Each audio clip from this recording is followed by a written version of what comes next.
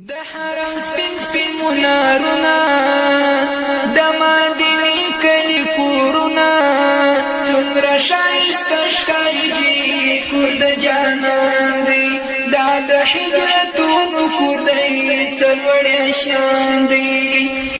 السلام علیکم ورحمت الله وبرکاته. آصف الله افغان سلامونه را لیږلي او د سلام نه یې وروسته لیکلي چې امام ابو حنیفه رحمه الله ته ولې ابو حنیفه رحمه الله وایي؟ دا ځکه چې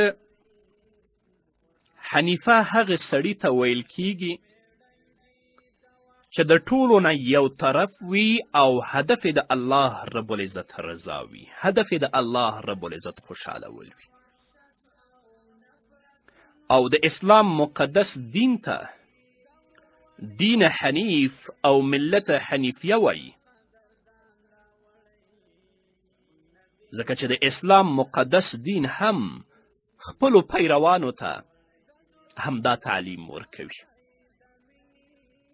چې د نورو ټولو ادیانو نه دا په اړخ وي صرف هدف د هغه او مقصد د هغه د اسلام مقدس دین وي او د اسلام د مقدس دین په لارښوونو او د هغه په هدایاتو کې ژوند تیر کړي. نو امام اعظم رحمه الله خپل ژوند د ملت حنیفیه د خدمت دپاره وقف کړی و. نو په دې وجه امام اعظم رحمه الله ته د ابو حنیفیه کنیت ورکړی شو، یا هغه په خپله دا کنیت اختیار کړو. او د دې نه علاوه چې ځینې خلک نور وجوهات بیانوي، هغه وجوهات صحیح نه دي.